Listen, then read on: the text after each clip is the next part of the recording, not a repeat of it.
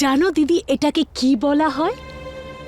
সময়ের খেলা, যেটা তো ঘুরতেই থাকে। এখন তুমি দেখো না, এত বছর ধরে এই এই পরিবারের এত বড় প্রপার্টিকে একমাত্র উত্তরাধিকারী আবিরকে করেছিলে।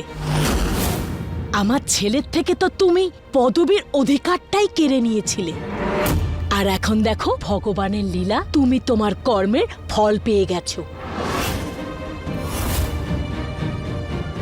ভীষণ অকৃতজ্ঞ আপনি। কত কি করেছি আপনার জন্য। যখন আপনার স্বামী মারা গেলেন তখন সারা পৃথিবীতে কেউ ছিল না।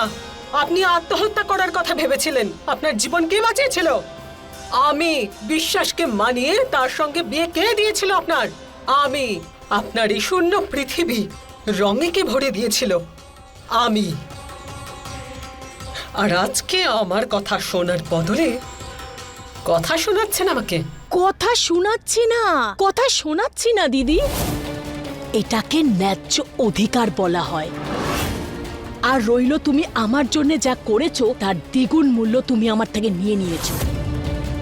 আমাকে আর আমার ছেলেকে এই পরিবার থেকে, এই প্রপার্টি থেকে আলাদা করে দিয়েছো। আমার ছেলের থেকে তার পদবিটা কেড়ে নিয়েছো, সবকিছু কেড়ে নিয়েছো। এই সম্পত্তি, এই মান আমার ছেলের থেকে, আমার থেকে। আর এখন মনে হচ্ছে আমি কথা শোনাচ্ছি।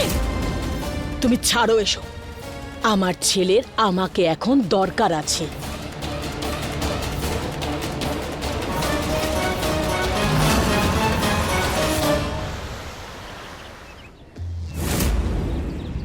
মা, এটাকে না ক্যামেরা বলে। এতে না সব ছবি উঠে যায়।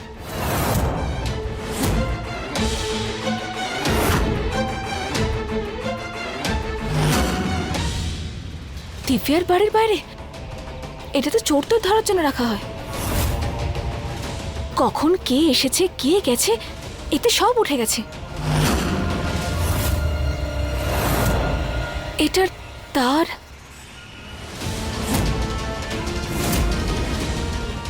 এটা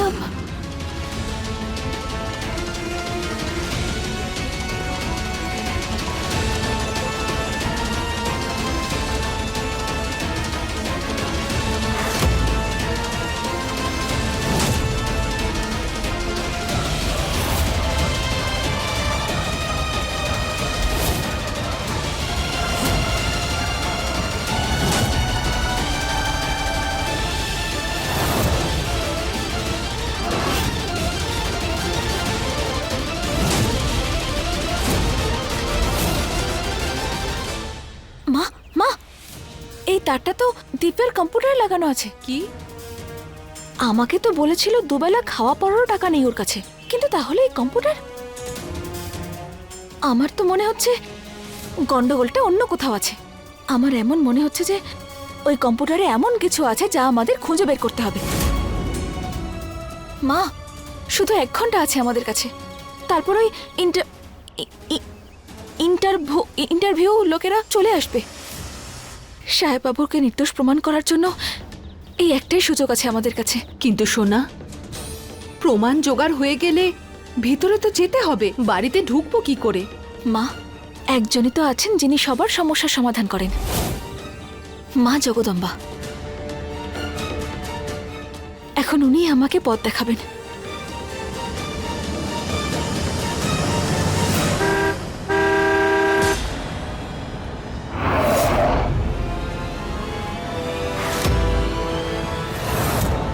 দিব্যা সাক্সেনের বাড়ি এটাই না? ওনার ফ্রিজ আর টিভি এসেছে, ওটা ডেলিভারি করতে হবে। আমি দিব্যা, আপনি ওগুলো এখানে রেখে দিন।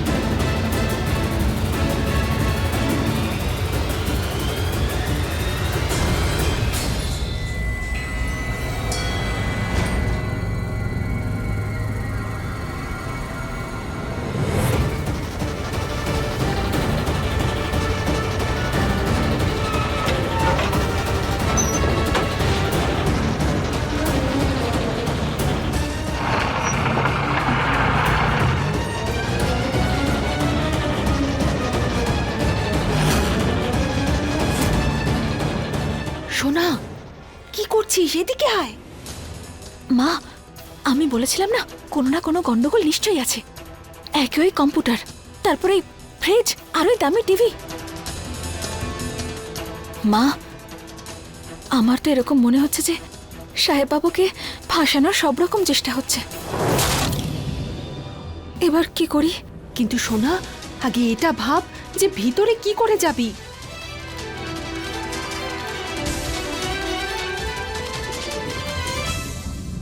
হে মা জগদম্বা, কি করি আমি এখন?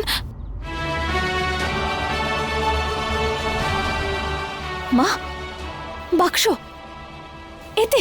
কি বলছিস তুই? এটাই? হ্যাঁ মা, এতে। এসো, সাহায্য করো আমায়।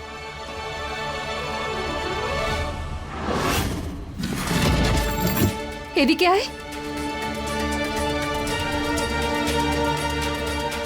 সাবধানে। বসিয়ে দে নিচে।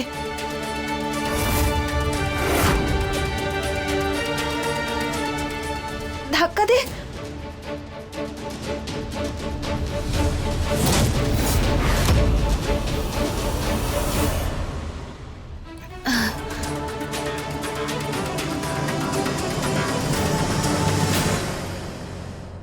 কত চবনপ্রাশ খাইয়েছি, আলুর পরোটা খাইয়েছি, কিন্তু তোর ওজনে কোনো পার্থক্য নেই। অথচ দেখ, এখন তোর এই রোগা শরীরটা কিরকম কাজে লেগে গেল। ইঁদুরের মতো ঢুকে গেলি ভিতরে। মা, তুমি আমার প্রশংসা করছো নাকি ঠাট্টা করছো? তোর প্রশংসাই করছি রে। নে ভিতরে ঢুকে পড়, বন্ধ করছি। সাবধানে ভিতরে থাক। হ্যাঁ, ওঠাচ্ছি আমি।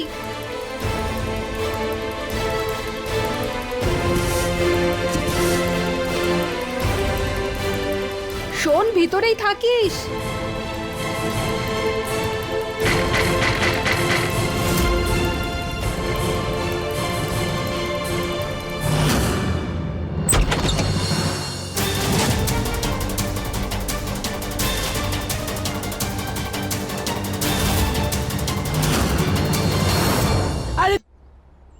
আরে এই এই সমস্ত জিনিসগুলো এখানেই রেখে চলে গেছে। এক ফোঁটাও এদের আক্কেল জ্ঞান নেই। দায়িত্ব জ্ঞানের কথা তুই বলিস না, মিথ্যেবাদী মেয়ে কোথাকার। আরে বাবা, মা মা একটু বাইরে এসো। আরে কি হলো দিব্যা? আরে এই জিনিসগুলো এখানেই রেখে চলে গেছে। এই জিনিসগুলো ভেতরে নিয়ে যেতে হবে। এদিকে এসো। TV, fridge. ও ভগবান, সকালে কার মুখ দেখেছিলাম? আরে সাবধানে সাবধানে সাবধানে সাবধানে নিয়ে আয়।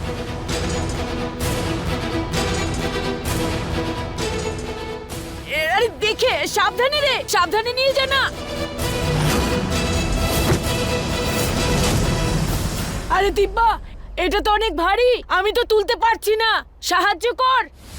ব্যাস, এবার ভেতরে যাওয়া থেকে আমায় আর কেউ আটকাতে পারবে না। হ্যাঁ, আসছি।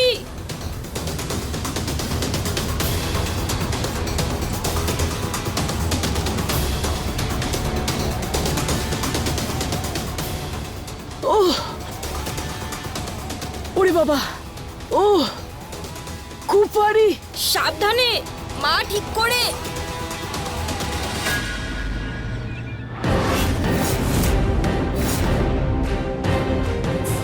এই প্রজেক্টটা আমরা এই গ্রামের বিকাশের জন্য শুরু করেছি। এই প্রজেক্টের মাধ্যমে লোকেরা শুধু রোজগারই নয়, বরং সে সব পাবে যেটা বড় শহরে থাকে। আপনারা বসুন, ইন্টারভিউটা আর কিছুক্ষণের মধ্যেই শুরু হবে।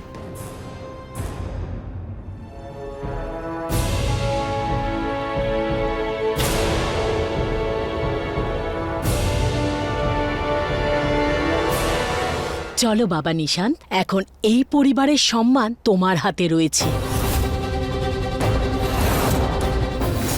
এখন এই দায়িত্বকে সাবধানে সামলাবে।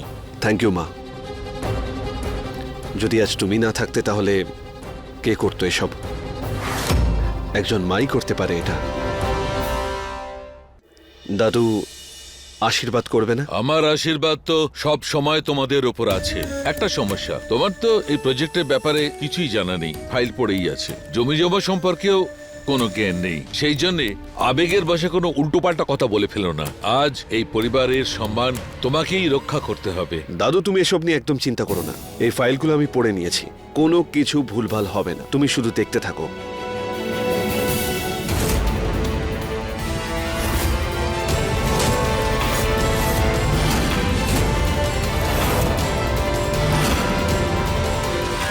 দাঁড়াও নিশান্ত।